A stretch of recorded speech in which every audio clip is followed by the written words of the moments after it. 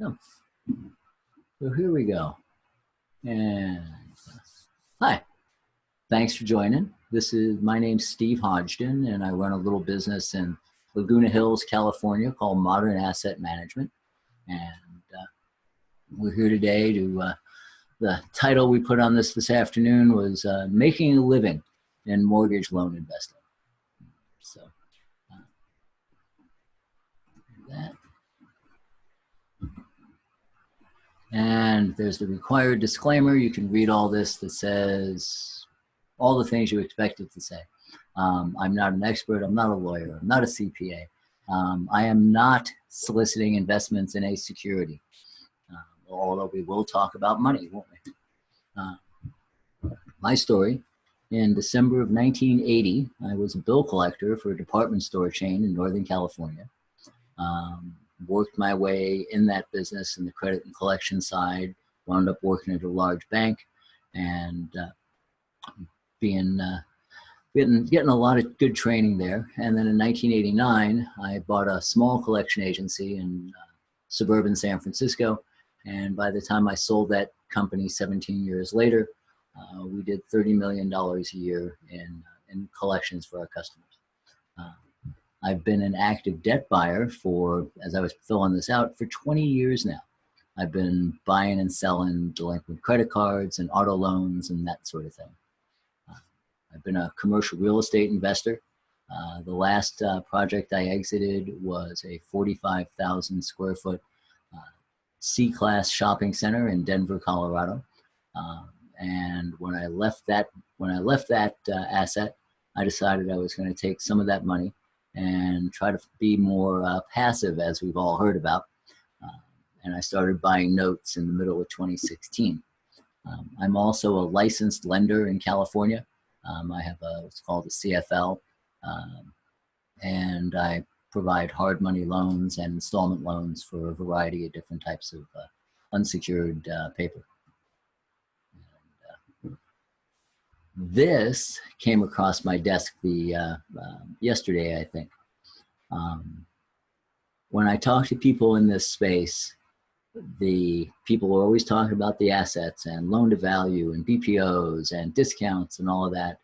And the thing that people don't say out loud is the biggest risk in this business is counterparty risk. The biggest thing that you can do wrong is get in bed with the wrong folks. This story is somebody who was running a franchise for the We Buy Ugly Houses group.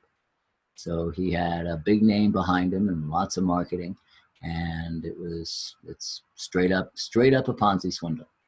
So I have a post that was over on Bigger Pockets that got some negative feedback from some people that I'm actually friendly with, where I suggested that you don't enter a joint venture deal with anybody until you've swapped tax returns. And people are like, well, I'm never going to give anybody my tax returns. You can have my tax returns. Or at very least, you should see a history of what people's performance is. When I hire, for example, when I hire a real estate agent to sell an asset, I don't want to see the days on market in the community for that price range. I want to see the days on market for that real estate agent. I want to know what they're doing in that market because they're my entire market. So, but if you haven't seen this story, this isn't even a big scam. This is only $24 million. Just a few months ago, a guy that runs American Note Warehouse is out of business after I think his swindle was 15 years, a 15-year sentence, $15 million, something, I don't know, something like that. So we've had a couple more folks join us. I want to say hi, Jeff, and hi, Edward. And so I'm going to keep moving on. Why do I do this?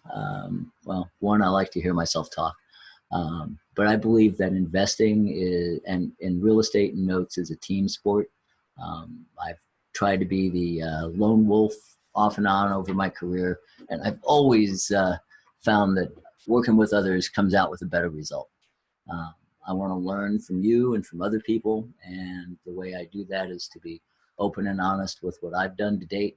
And that helps develop trust.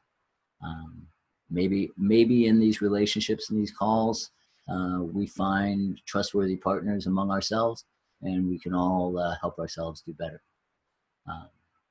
When I sell a loan or put somebody in a joint venture or do any of the things that lots of us do, I put first, you've got to get a better return than you could get someplace else. And otherwise, you shouldn't do it with me. I really found that I really like this little niche.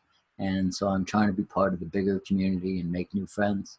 I'm going to Paper Source at the end of April. And so if any of you there, I'd sure like to shake hands. And the thing that I bring is I've made a lot of mistakes, and I want to tell you about them so that maybe you don't make them too. So what I promised to do is I promised to talk about what I was doing and look at real numbers, not sales pitches. I currently own 23 performing subprime mortgages that I bought at discount. Bought them in that pool. That's the bulk of what I own. That's a pool that I bought at the end of June of 2016. So I've got 18 months experience, 16 months experience with them. I own 8 non-performing loans that are in some stage of either an attempt at a workout or going through the foreclosure process right now. They're scattered around the country. I ventured into seller financing about a year ago in Pensacola, where I was doing some fix and flips, and we'll talk about that. I provide hard money loans to builders and flippers here in California. I'm part of some joint ventures in some apartment buildings and at a mobile home park. And my day job is I manage with a small team 400 subprime unsecured small balance loans, typically $3,000 loans for elective surgeries, dentists, gastric bypass doctors, that kind of thing. I've done kind of everything else under the sun, but around financing money. Most of it in the deep subprime world. So I wanted to show you the mortgage portfolio that we put together. Like I said, I think we closed that deal the end of June, so call it July 2016. I worked with a man named Dion DePauli of Secured Debt Exchange Systems. Dion's in Indiana, and he's been in the in the private mortgage space for more than 15 years, 16, 17 years. He was part of a fund that blew up when everything blew up. Oh, we got somebody new. Welcome. He was part of a fund that blew up when everything blew up. And I found him through working through forums on Bigger Pockets. And he is a prodigious poster and the most pessimistic investor that I could find on that group. So he and I hit it off. I've made lots of mistakes over the years, and I've found that the best way for me to start an investment is to start with what could go wrong. So we bought this pool of accounts. It was 26 loans, and we sent them over to Security National, which is supposed to be the cream of the crop of lenders. I'm sorry, of loan servicers. They handle Fannie and FHA and big banks, and they're the right folks. For those of you that are just coming on late, this will be recorded, and you can get a copy of it and share it, I hope. So again, we bought 26 loans. The unpaid balance at the time of purchase was $739,000. They were performing, reperforming, subperforming. There were no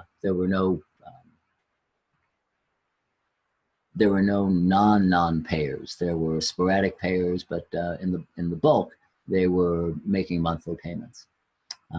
So So I'll go into what these loan mods were in a second. The average coupon was 10%. So these loans were rewritten in 2012.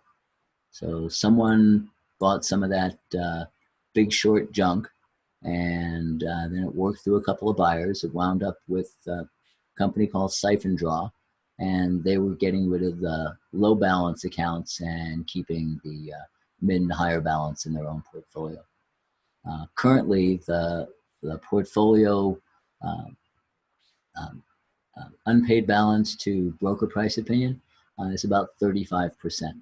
So so what I was trying to do, I'm 61 years old, and I was trying to build that set it and forget it.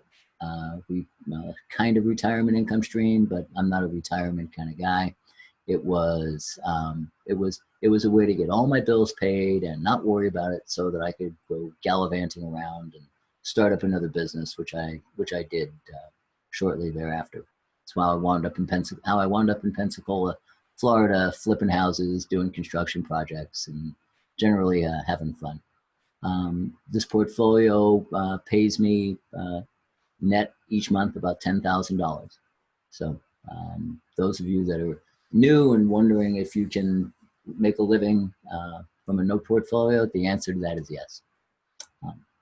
If later you want a copy of this file and want to talk about any of the accounts in detail, Dion's email address is right here, dion@xdxs.us, not .com, .us.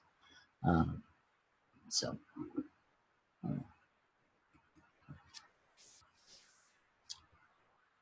I'll give you a minute to absorb this. This is the portfolio as it sits right now. Oops, I'll go back a page, there we go. 5 in Michigan, 4 in Florida. It's in all the usual states that you see. There was nothing special about this file. What was special was that I paid up in value in UP as a percentage of UPB, which is contrary to what we're taught in the space. We're taught in the space is that we should be buying for the lowest percentage of BPO that we can. And the lower the percentage of BPO, well, the more risk is in the file. So I paid up. I paid a premium to get payers that had a good coupon rate, and then with the discount that I paid, I'm getting a return that you couldn't get in any other type of asset with this kind of coverage. Things that are of note, if you look at this column here, the original note, so you see where these loans were written, 05 and 06. Some of them were written much older. One was this one in 2010 is actually a mortgage that was converted to a contract for deed. The average age of the file was 2004. Now, you remember what happened in lending criteria in 05 and 06, where if you could breathe and lie to the mortgage broker, you could buy whatever you wanted. So,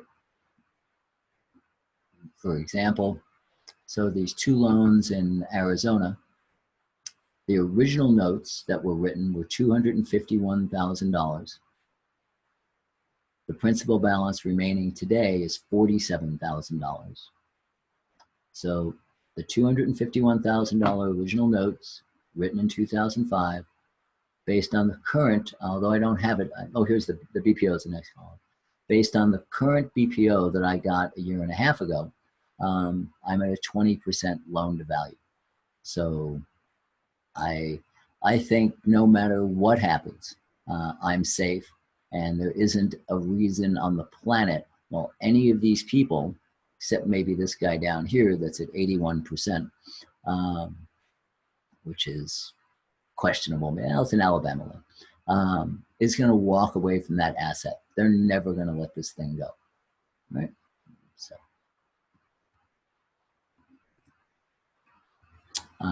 this is simply just a chart of the gross cash flow. Again, people are looking to make a living and switch to this type of world, and I just wanted to show that if you have a financial freedom number, and my financial freedom number was $10,000 a month, if I have $10,000 a month coming in, I always have change left over at the end of the month. I just can't spend any more money than that, even with 2 kids, one of them still in college. So this was the income that comes in month by month, and it does not include the servicing fees, but this was the gross return on a $739,000 unpaid balance. So I like this chart just because it's a straight line up. In the last 6 months, I've collected over $80,000 on this portfolio. So this is a chart that I can understand.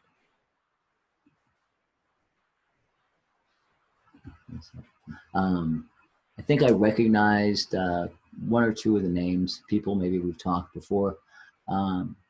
There's a lot of people that are out pitching themselves as experts, or they've got programs or masterminds and all kinds of different ways to learn. Like I said, I'm not selling something here. Oh, I have a chat request. Hang on.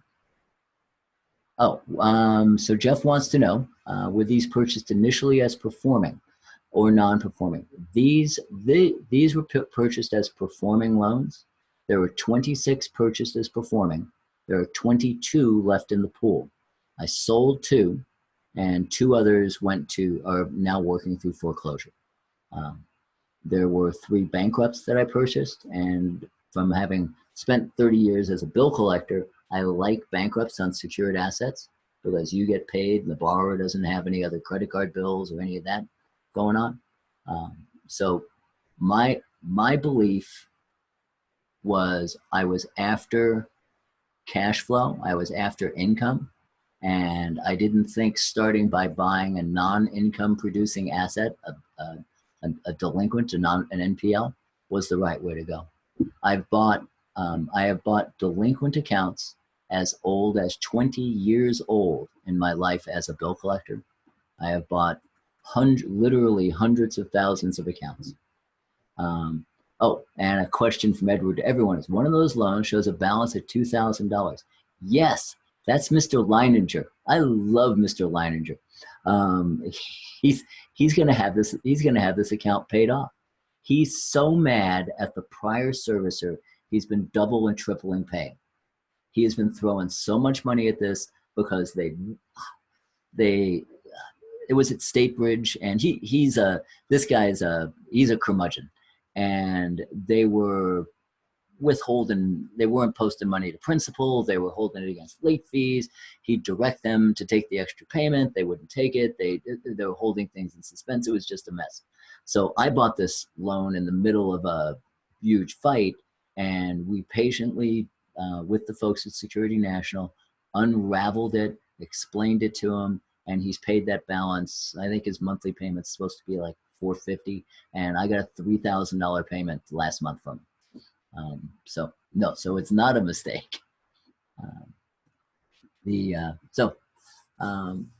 Ways to play in this world, and it is, again, the first thing is know your partners, know the sellers, know the brokers, know their reputations, get experience, know just all the problems come from bad actors on the front line. Like I said, I was buying basis point paper. I was paying 5 basis points, 5% of a penny for ancient Bank of America accounts.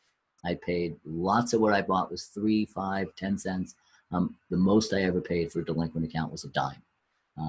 So I decided I wanted to buy payers, not non-payers. I'd spent 20 plus years working with non-payers. So I think the best way to get started is to buy performing assets, because that way you get paid to learn. If you buy a non-performing asset, you're going to be writing checks to attorneys, and that's how you're going to learn. And so you can enter the space by joint venturing. You can buy a whole loan. You can buy a pool of loans like I did. You can invest in any one of the number of funds. I'm in some funds in hard assets. I don't know. I wanted to get my hands dirty, so I wanted to own whole loans. In the couple of years that I've been in this space, I've become really enamored with partials. I think a partial is the best way for somebody to get started. A partial is where you buy a part of the cash flow. So the other fancy word for it is they hypothecate the loan. So if there's let's say a 12 years to go on a mortgage, you may want to buy the front 5 or 6 years of it. That's typically a deal that I like to do, where I'll sell the front end of a loan and I'll keep the back end.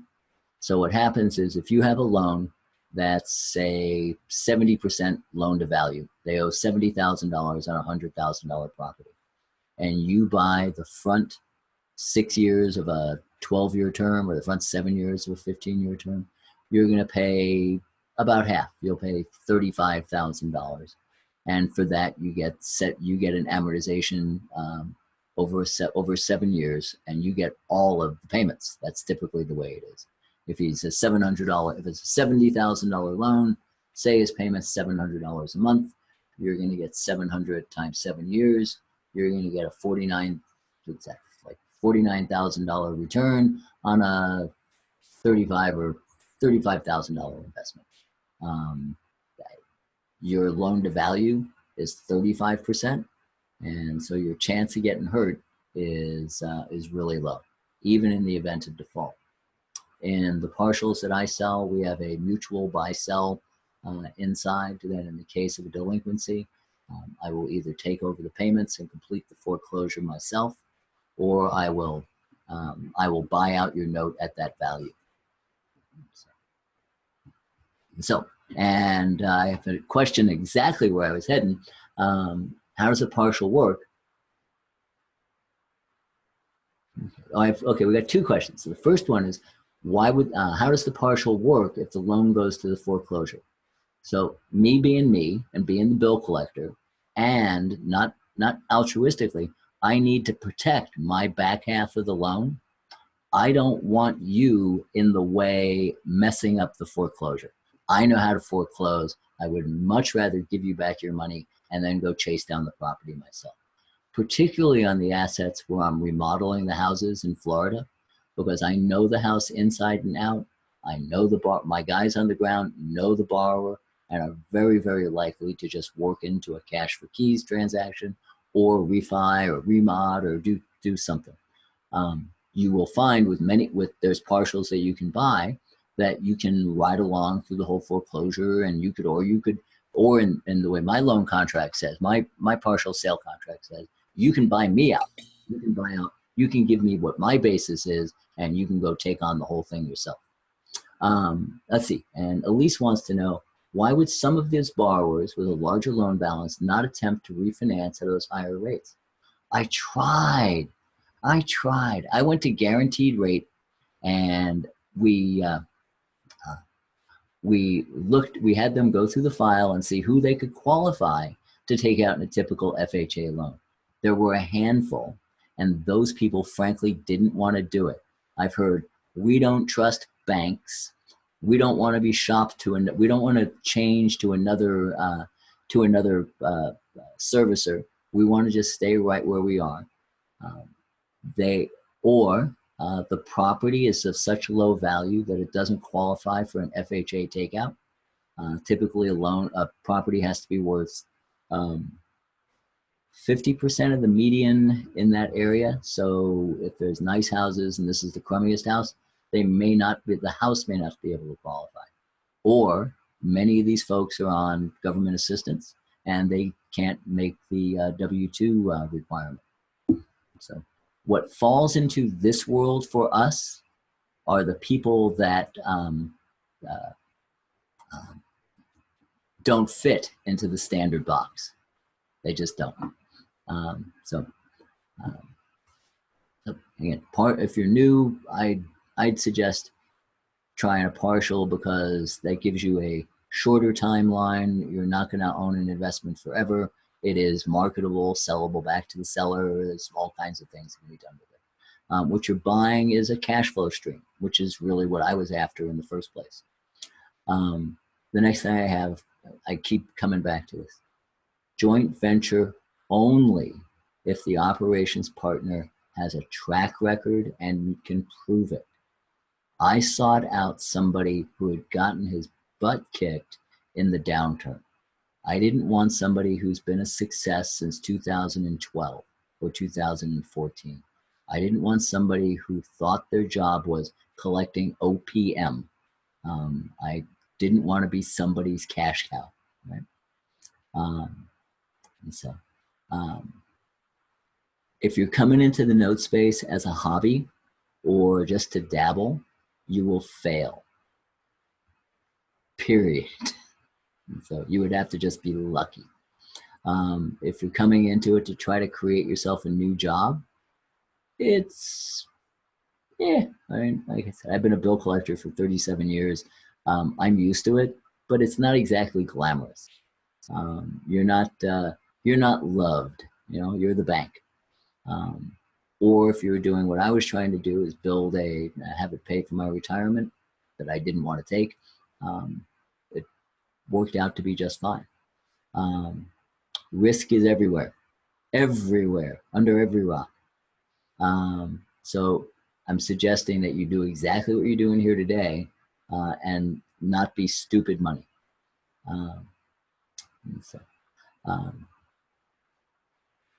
Where do you go to source these kinds of deals? I like using the FCI trading platform to only understand what the market is. The prices posted on the FCI market, on the FCI market, are retail prices. So think about it like you're walking into a car dealership. I have a question about loan servicing. I'll circle back to loan servicing for a little bit because I'm doing a couple different things. So you can buy paper, Gemini, Condor, Garnet, Sherman Arnowitz up in New York, Dave Van Horn out of New Jersey will sell some accounts, Fuquan Bilal will sell accounts, Sandor Lau is looking for JV partners. There's all kinds of people that make fairly big businesses out of this. I don't need more than a couple of partners. I really don't, because I don't have that much money. I don't want hundreds of mortgages. I have a drawer in a file cabinet that is my entire inventory. There's 34 folders in there. That's it. And that I don't need to go look for any more. It takes time to build these. It takes time to buy and sell them. It takes time for time for mortgages to mature. That's why the accounts in my file, some of them are available. They've gotten better with age. They've got another year and a half of seasoning on them, and they've been paying 6 years on time, and so that further increases your value.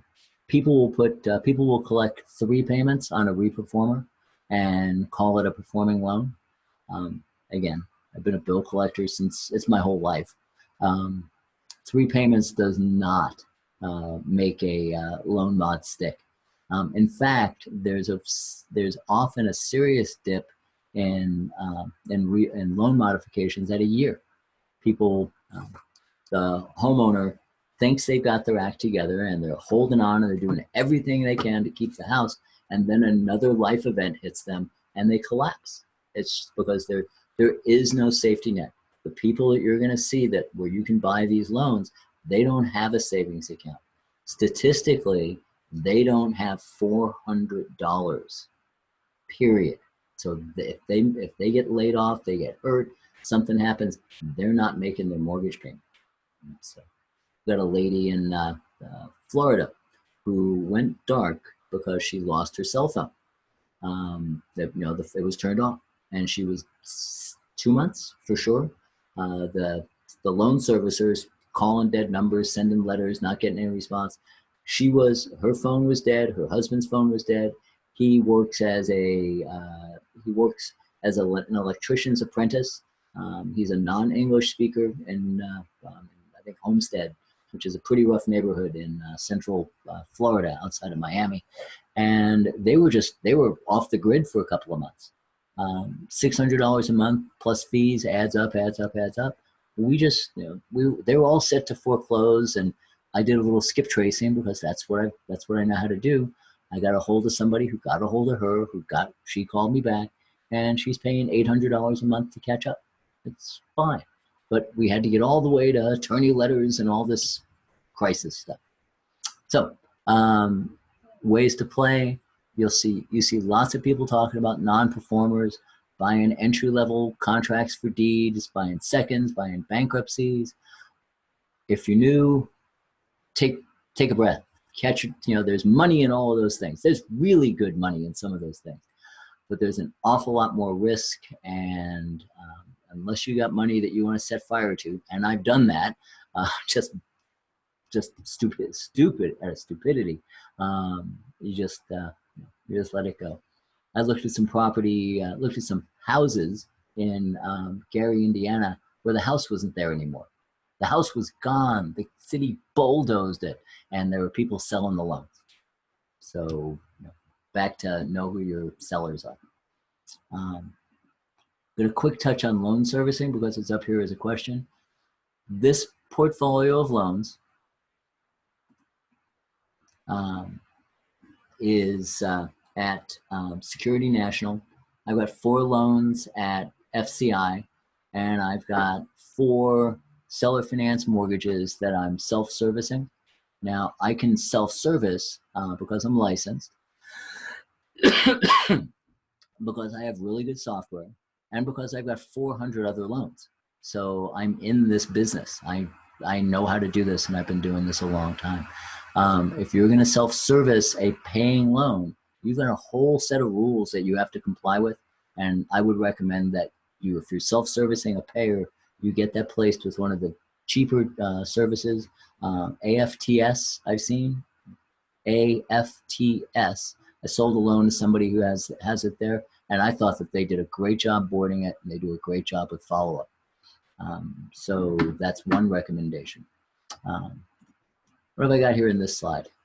I'm going to say this politely. Where am I going to get the shaft, right? Where am I going to get screwed? That's how we should start all of this. We should start with what could go wrong and walk through all the possible scenarios. What are the things that kill deals? Taxes. Oh my goodness, did taxes eat me up on 2 deals. Oh my goodness.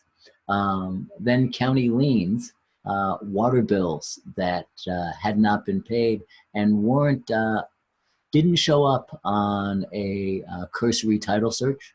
They didn't show up, but they were there on the property, and $2,000 had to go out on the asset sold for $26,000. So a big chunk of money, a percentage of money went out that way. There's abatement fines. Abandoned properties get heavily ticketed.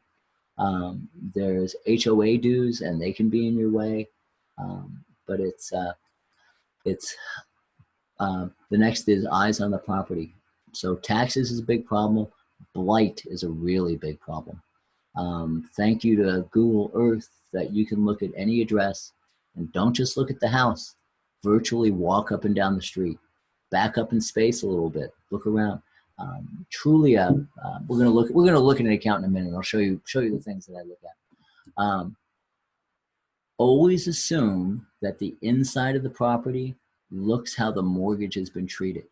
If they haven't taken care of their mortgage the way they're supposed to, assume that the house on the inside is just as neglected. Again, being sure of where you are in title.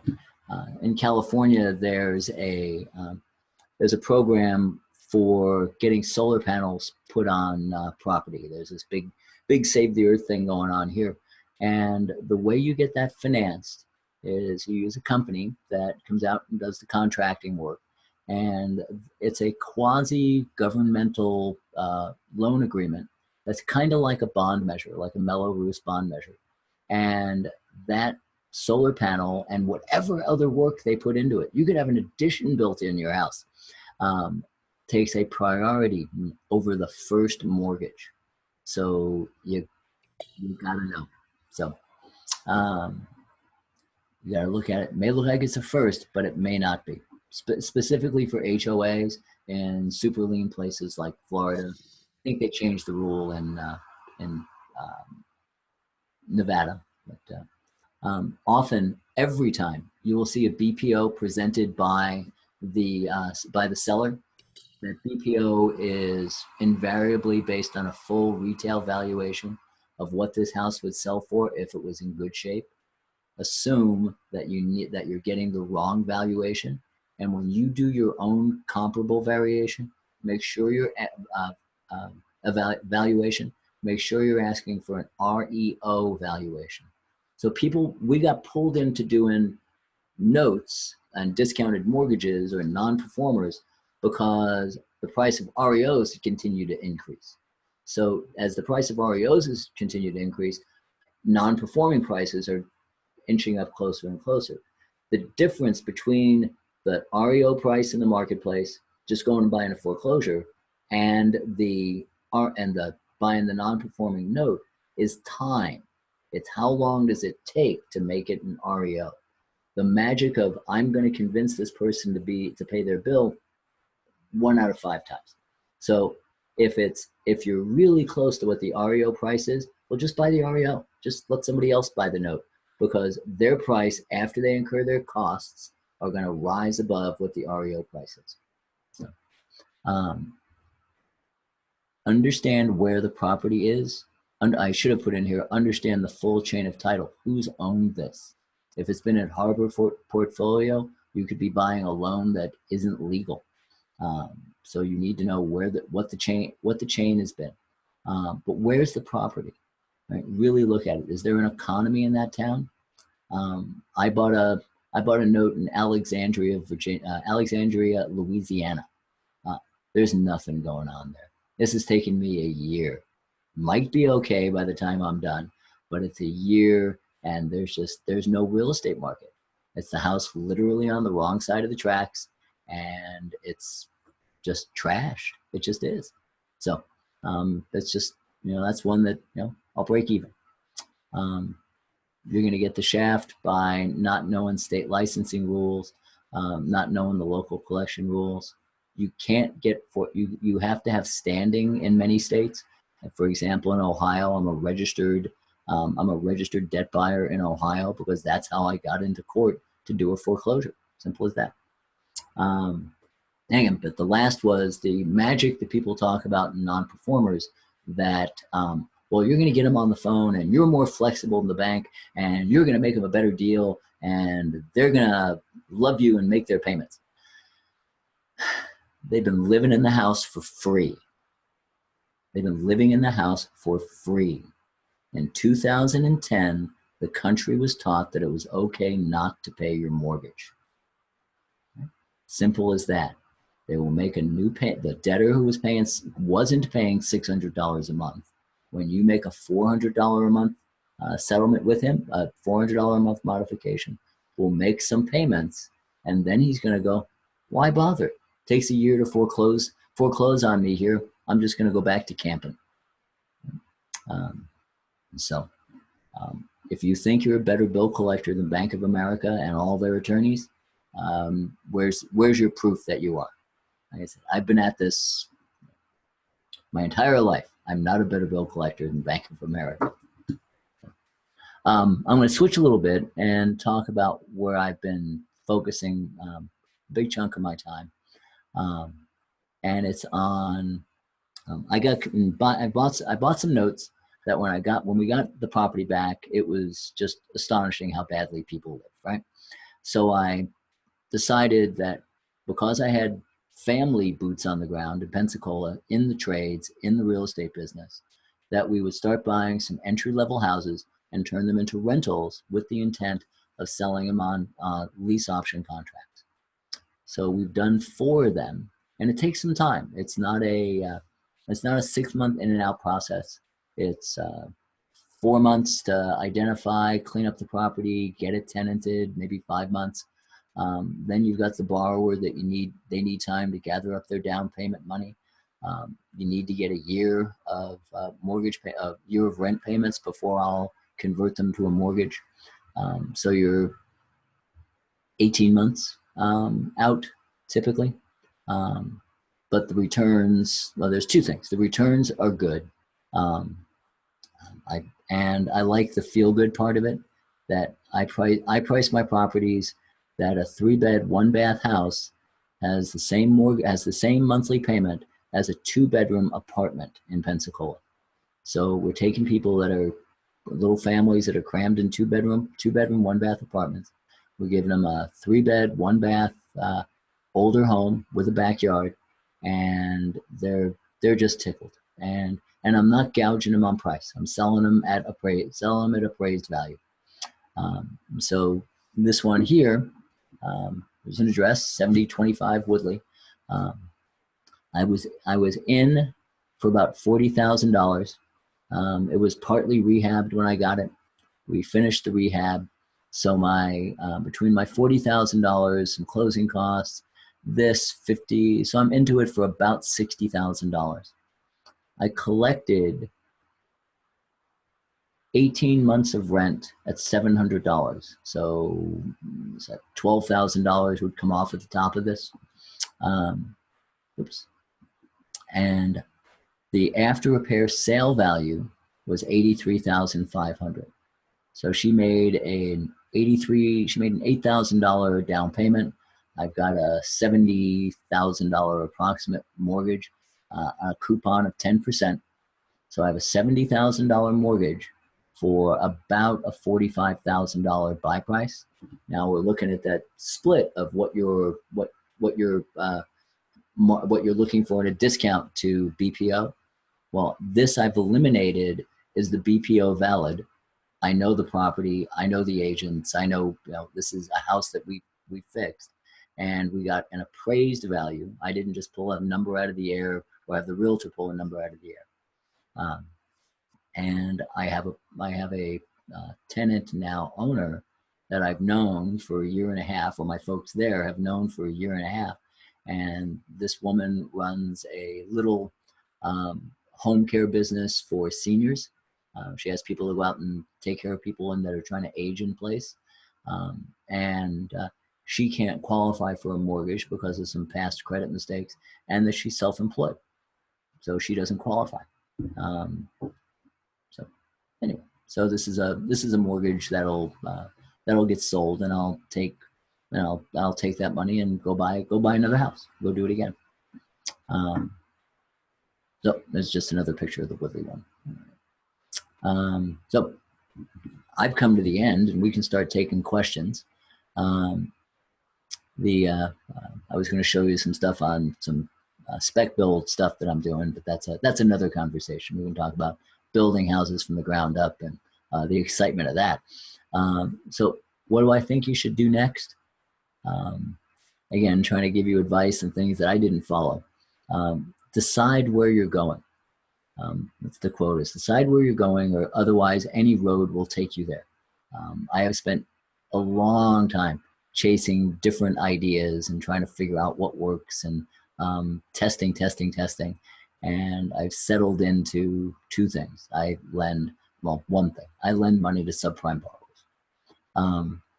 And then seriously, why are you doing this? There's so many easier things you could do. There's lots of reasons that I do it. I enjoy it in some weird kind of way. I know it so well. I like the community that I'm getting to meet. I really like the idea of every time we've made a happy homeowner. And these folks that are paying this 10% coupon, they can't get it anywhere else. They can't get money any other way. And it's just going out. It would just go out and rent anyway. So while it may be a 10% coupon, typically their loan terms are 15 years or less. So they're going to own their home outright in half the time that you and I are going to own our home outright with a 30-year mortgage. These mortgages actually see a conclusion. They actually come. There's people own their little $50,000 house outright, and in their retirement years, and that makes life pretty simple. So why talk to me? If safety and above average returns are your road, then we should talk. If you're a gambler, I'll see you at Paper Source in Las Vegas. And anyway, I want to say thank you for them to come in. Now I'm going to start to look at some of the questions. I was asked, do I do these rehab deals? Let's see, am I investing with my self-directed IRA? That's the first question. I'm using an HSA right now because an HSA has this beautiful no tax on the way in, no tax on the way out. So I'm loading that up pretty heavy for myself and my wife and my kids. I'm running everything through a C corporation, which is now taxed at 22%. I'm not a Republican, but I got to say thank you. So that's where most of the capital gains will be there. Next question was, do you typically do those rehab seller finance deals with cash or financing? They're small ticket. I do them in cash. You could borrow money on them at 10, 12%. I do them in partnership. I've got a couple 50-50 deals. We've got one now, it's $30,000. We each put in $15,000, and it'll come out the backside at 50, but it'll also collect 500 a month. And so one of the first ones that I put in my wife's health savings account was a little $24,000 short-term loan to one of my Pensacola crew that he wants to start to be an investor. So he's got a little property that'll rent for $500 a month, and he's got a $400 a month payment to me. And we put that in, we put a $24,000 note, repaying note in my wife's health savings account, again, tax-free, for $16,000 all in. So we took $16,000, instantly turned it into 24. If it goes the full 7 years, and it probably won't, it'll upgrade to better property or not, it'll pay out $33,000. The other value of an HSA versus an IRA is I can touch that HSA right now to cover a wide variety of medical expenses. I'm 61 years old. I'm a cancer survivor. I go to the doctor. I have a $7,500 share of cost on my $1,000 a month insurance premium. So I can easily use $7,500 of that. So that was the first one we put in there. We're going to put a couple more in during this year. So let's see, another question. If I have a JV partner and you are only making 10% and you're splitting with them, that would give them 5%, and you only make 10%, right? So if a deal goes bad, right, and it's just not working out, what do you do? So I do a preferred return. We do a preferred return that says that the other side gets 8%, no matter, that's if the first, no matter what, the first 8% goes to the cash partner, and then we account for the 50-50 revenue share, right? And there's some work that has to be done in there because you have to consider the monthly payments and all of that. But my flips in Florida are 25% ROI. The notes, my note pool is, again, this is a 30% loan to value, steady Eddie payers. That's running 12 after costs.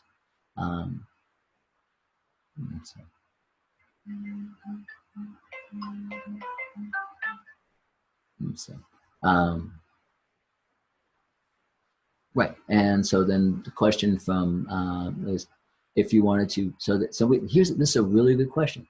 Getting your feet wet versus jumping in the pool, right? I got my feet wet by purposely buying a problem non-performing contract for deed. So I looked for, again, I've got 30 plus years of collection experience. I've run a legal department. I've processed thousands of court cases and judgments and foreclosures and evictions and all of that. So I bought for $13,000, I bought a harbor portfolio, 2-year non-paying contract for deed.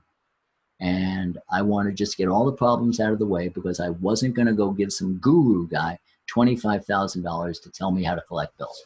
So there's a little bit of arrogance there. So I tested, figured out, okay, this is the same as collecting other stuff. Okay, I know how to do this. And then I went out and repositioned this portfolio, this money into this money out of this shopping center I sold into this portfolio. So if you're looking to get your feet wet, we got to go back to decide where you're going and figure out what's the road to get you there. Riding along with somebody with experience, me or somebody else that you trust, is a really good way. And you could say you had $50,000 and you could say, well, I want to put $25,000 in 2 deals. And I want to walk along and find out more problems and get as many of the hiccups out of the way as you can. That's kind of along the line of what I did. If you're going to jump straight into the non-performing world, or you're going to go buy seconds, have enough money to buy 5, even after doing all the vetting. Because if you're buying delinquent seconds, 2 are going to be worthless. 2 might give you a little bit, and 1's going to be a home run. That's pretty much how that math works. That's how collecting accounts works. If I buy unpaid Visa accounts for 5 cents on the dollar, I'm trying to collect 10 cents on the dollar, and I only need 1 out of the 10 to pay to get me there. Right? So, we can take more questions. I don't know that I've. Let's see. Oh, I'm gonna change screens here. Hang on, I forgot. I got all excited. Oh, look, it's all your blocked faces. I was wondering what that was gonna look like. I'm gonna share a little deeper detail.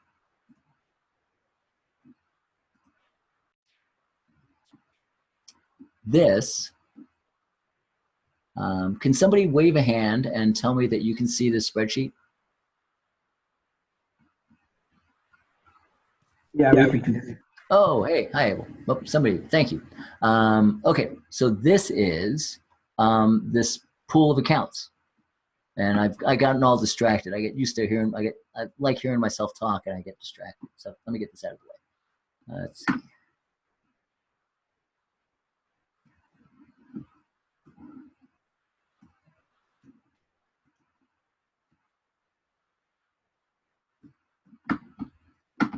So when you look at a tape, as they're called, it's an Excel file that's going to look like this.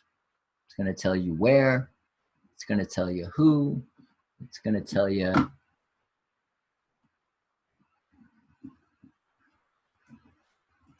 in this case, the broker price opinion, when that was formed. This is the opinion that I paid for. The current loan to value, which is math between the BPO and the current balance. Because they're modifications, they've got original. So this one here, which we're going to look at Mr. Forehand, very nice gentleman. He had $94,000 broker price opinion. He had a $51,000 note that's was going to be due in 2033. So when they rewrote his probably 5% loan or 6% loan, what they did is they gave him a discount and they shortened the term. So they raised the payment amount and shortened the term. So this loan has another 9 years to run.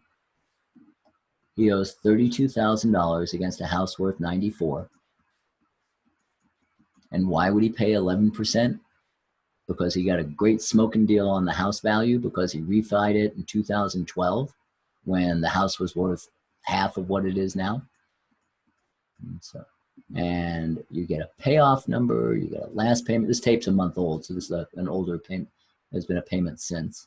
And then you'll often see, and what you're going to want is you're going to want to see payment history that looks like this. I have the Zoom bar that I'm working around here. This is truncated, but what you'll see is this month, last month, month before, and you should get the whole 12. We shortened this to say, here's the sum of the money in the last 6, the money in the last 12 payments. So remember, if you're buying notes, you're trying to buy cash flow, not property. You want to buy property, let's go buy some Oreos. So this is the kind of data that you're going to look at and you're going to need to analyze. So I'm going to switch screens again.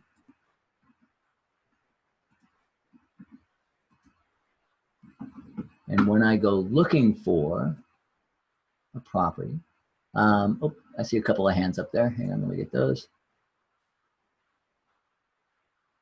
Why do I like real estate notes over unsecured loans like the Visa loans I mentioned?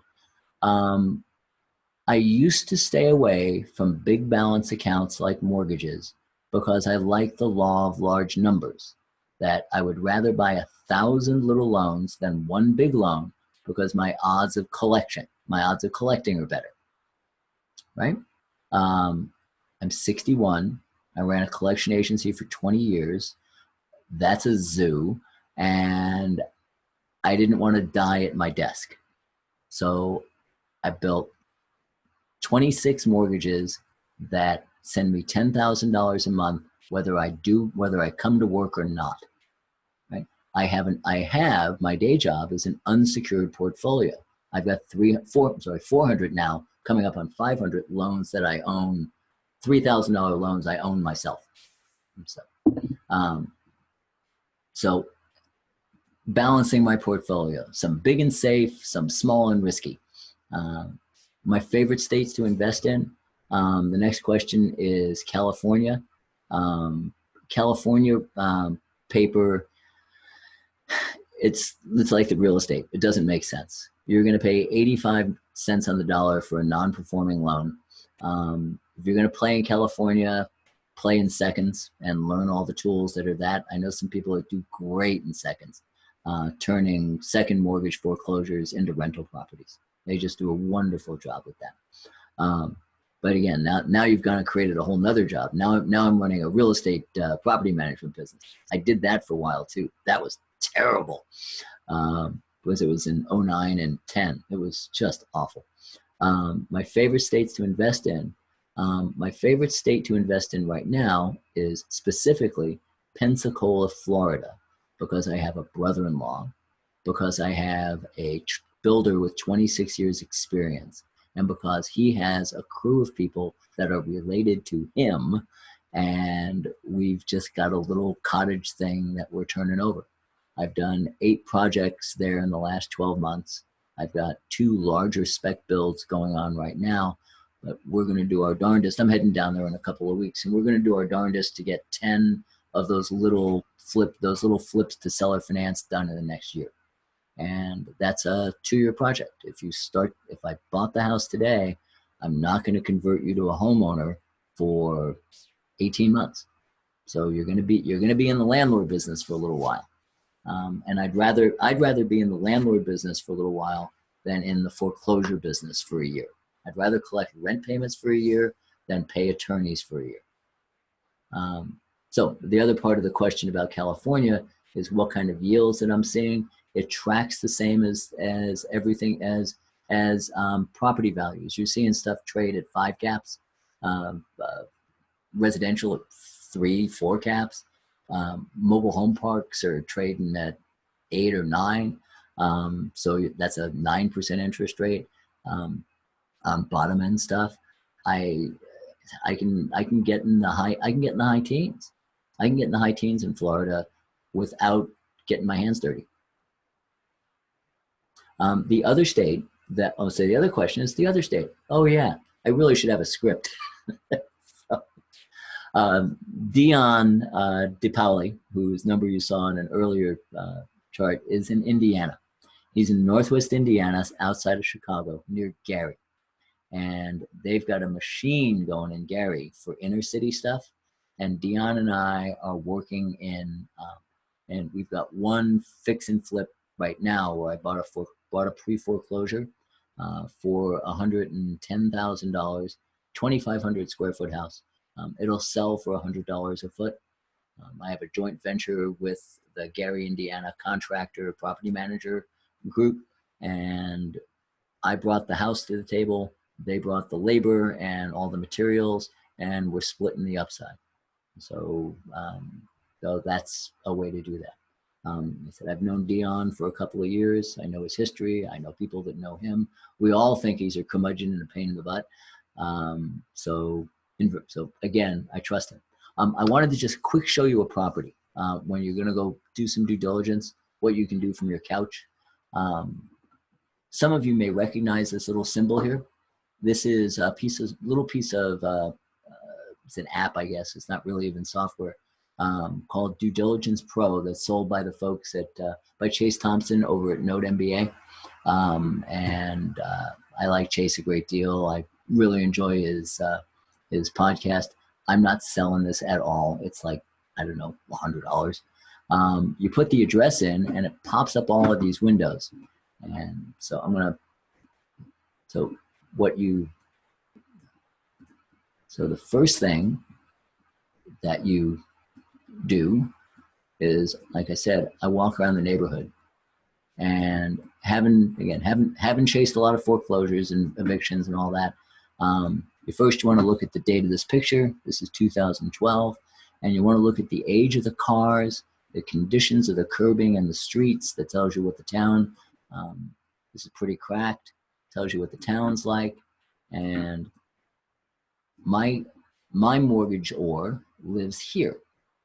This is a duplex, and he owns half of this duplex. And this is owes $30,000 on a property worth $90,000. It'll also pop up Realty Track.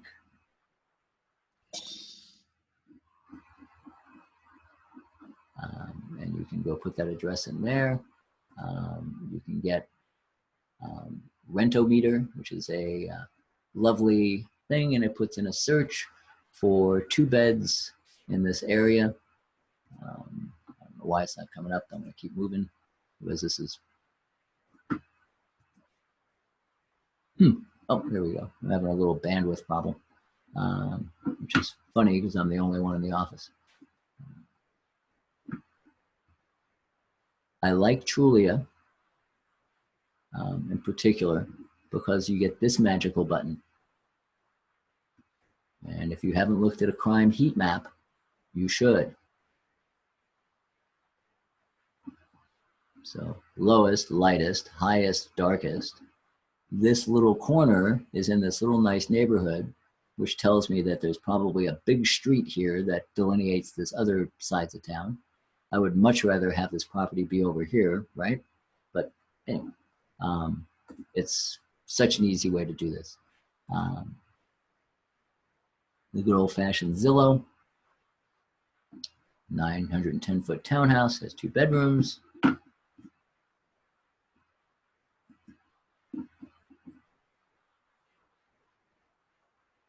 And again, I'm clicking this box, it should close, there you go. The simple rule in appraising property is like kind. So I don't like to buy stuff that's in the country. I don't like to buy stuff that's remote. I just want boring, simple, this house is the same as the next. If it's available, when you put the address in Property Radar, it goes out and gets you the county feed, goes into the county website. They've built a bunch of that, and you get to see the history of it. And so this is, I looked through all of this. This last item in 2015 was them abandoning the foreclosure effort on this property and rewriting the loan for the borrower. So, and this county actually will let you see the documents. So that's a wonderful thing. So that's what I wanted. That's what I wanted to do there.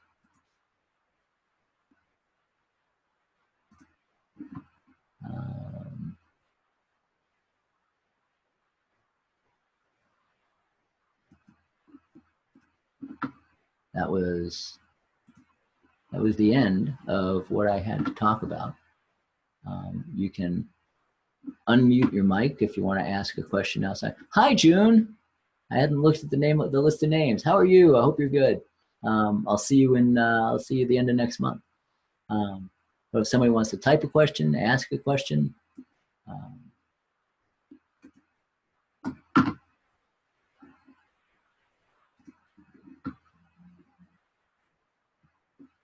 Okay. Oh, and the rest of the question from Elise, do I have teams of agents, title companies, and attorneys?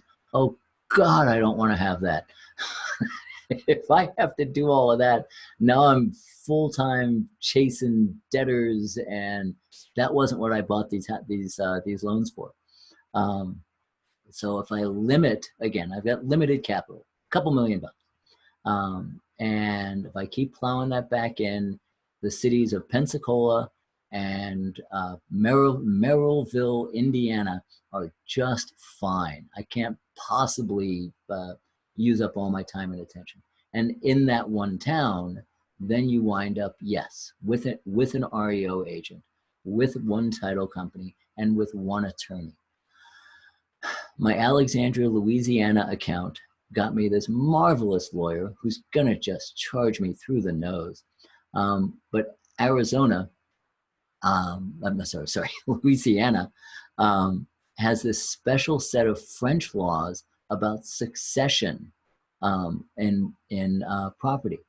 And I bought an asset that was going into foreclosure that was for sale. And I thought, ooh, that's the clever thing. I'll buy this while it's for sale. Well, turns out the house is trashed, not going to get what they think is market value. But in the succession order, they were able to avoid identifying and notifying the mortgagee of the property. So the kids inherited the property, and they're just camping because they don't have a responsibility to the debt. So we've gone and now are suing all 6 heirs and trying to enforce against 5 little pieces of property that the father left. All they had to do was come up and make a deal, and I would have been fine.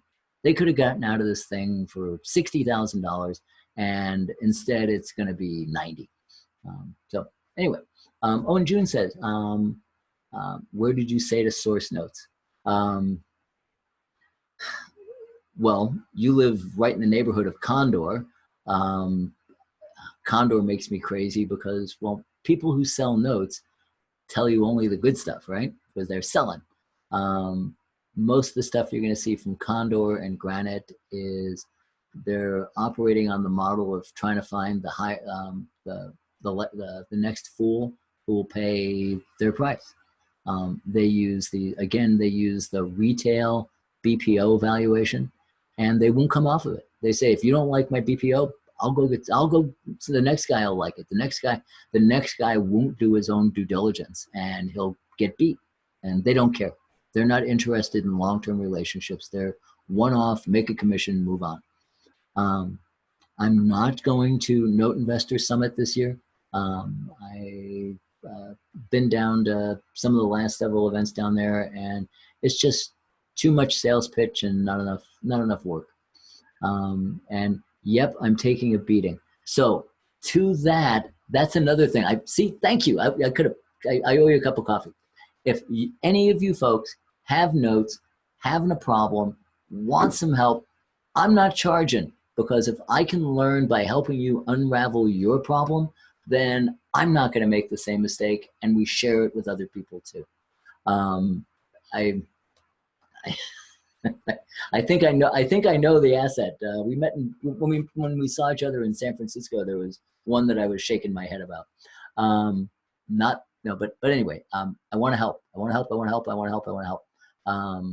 If I buy one of those assets that you're taking a beating on, you'll have taken some of the beating, and I'll take some of it, and we'll see if we can move on. Yeah.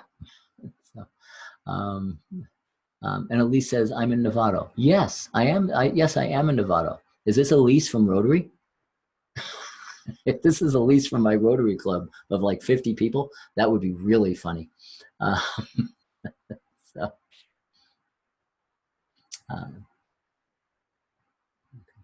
um, yeah, Jeff brings up a point about using the HSA. Oh, hi, Elise. Santa Rosa is right up the street, right? The HSA is just a marvelous investment tool and a tax avoidance tool. I'm really happy with Nathan Long over at Quest IRA. They've been great to work with. And again, I'm not getting anything, but I think they're there for the long haul. He's second generation now running his father's business, and they're old dog seller finance private lender guys, and they really get it. It took me a little while to get my CPA to get his head around it, and he's a smart guy. Well, actually, not him. It's the CPA who's doing my wife and I's return. What's a trend that I see experienced investors doing that makes me uneasy and concerned? There's this paper that's available to us now was available for 10 cents on the dollar in 2012. There were that $13,000 note that I bought. Well, the $13,000 Harbor loan that I bought was actually a $10,000 purchase from Harbor and a $3,000 broker fee. That's one thing to pay attention to. That $10,000 asset that they sold, Harbor bought from FHA for $500 in 2012. They then proceeded to sell that asset for $60,000 and have it foreclosed, for $45,000 and have it foreclosed, for $40,000 and have it foreclosed, and that's where I bought it. I resold that house to the tenant, to the owner, for $26,000 because that was the right price to sell that house for. It was in bad shape, and he's tickled. I got a $25,000 note at 8.75% interest for I think 180 months, and he hasn't missed a $204.80 payment yet.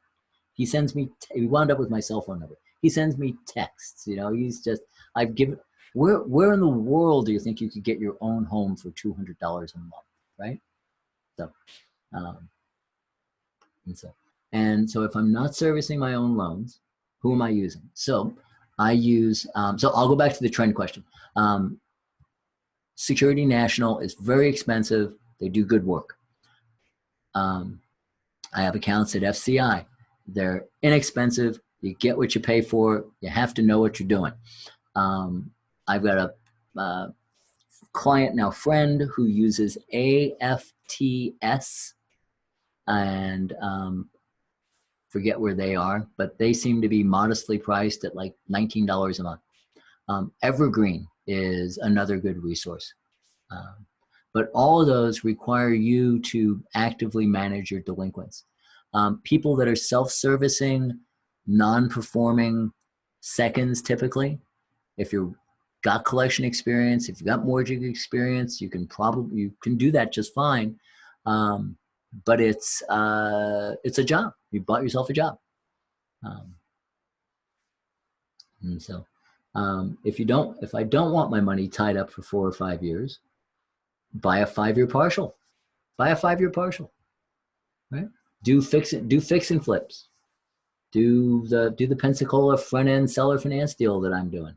You know, come share in one of those deals. Come do your own deal with folks. Go to Dion and say land homes. Yeah, land homes is good. I'm doing. I say I want to be in this game for 3 years. Let's build something appropriate to do that. And then I think you make a play for some appreciation, and not passive appreciation, hold it and let it go up, but hold it, improve it, and help it go up. Where do I see the trend question that makes me concerned?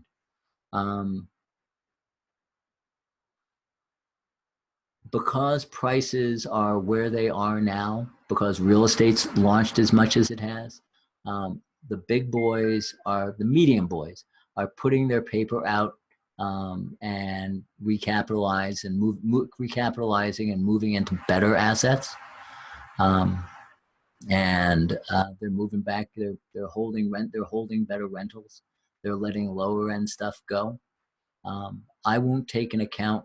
I won't take a loan now, a secured loan now that has a mortgage payment less than $400. It's just the fees eat it up, and typically the borrower is problematic, right? And so, I'm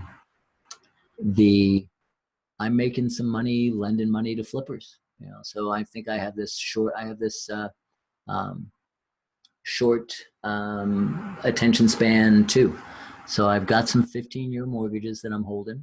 I'm lending money to flippers for 2 years, and because I'm trying to keep cash flow going a little bit. But also I've got like I said, I've got a subprime unsecured portfolio that's got lots of action in it. So I'm looking for more steady. So if I have a neighborhood $100,000 houses, I'm looking for $50,000 asset in that neighborhood. And that's what you have to do when you go through a tape is you want to buy, what would I want to buy if I just make a rule? I'd want to buy second tier MSAs, populations, $30,000 population and up. There has to be a positive immigration into the area, not an immigration out. So that puts me in warmer states. It has to have a varied economy. Chamber of Commerce site will tell you that. It's just like you're buying a rental. And where do the people work, right? So nature, luck drew me to Pensacola, Florida, largest Navy base in the country, Navy Federal Credit Union, 3 universities, on and on and on, and the whole beach community, the whole tourist thing. And so that fit all of those things for me. The downside that everybody tells me is it takes so long to foreclose in Florida. It does not. It used to take 4 years in Florida. It's back to being a year and a little bit because the Florida courts and politicians had to protect their constituents because they were getting bulldozed by the banks.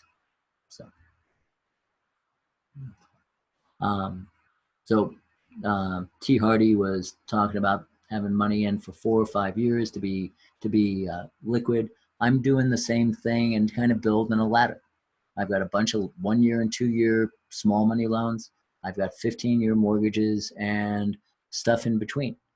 If you want to see that spreadsheet, write to Dion and he'll send it to you, and you'll see on the terms of when those notes are expiring that they're, well, go back and look at it real quick. We'll go here.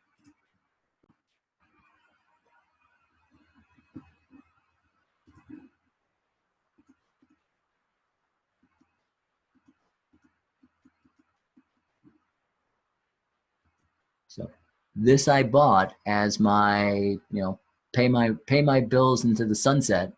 I've got one that's coming out in, he's a couple months behind, it'll get resolved. But 2023 up to 2034, with the bulk of them were 10 years to go when I bought them. So I bought a pool of 7 10s and some couple of 3s and that kind of thing. So I was doing the same kind of thing.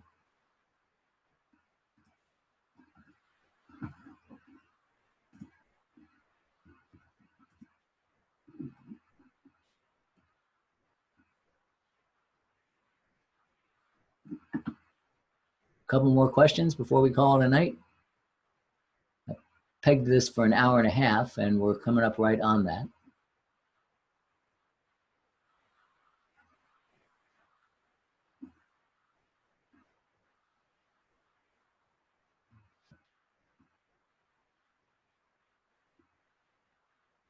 All right. So if we're good, I say going, gone. Are we all right? So remember, begin with the end in mind. All right, primary end is to not lose money. And June and anybody else, please let me know, and I'll be happy to talk to you about any files you got and do whatever we can to help you. June, yes, I'm going to miss you at NIS. My new partner, Nick Curry, may go. If he does, I'll make sure that he knows to look for you. All right. And Elise, you're in Santa Rosa, and I'll see you at Bay Area Wealth Builders or something like that, I bet. All right. Thank you all. Any kind of feedback, anything else you want to hear, see, do? Clearly, I love talking. So thank you all very much for hanging out with me for an hour and a half and let me spout off. All right. Thank you. Bye-bye.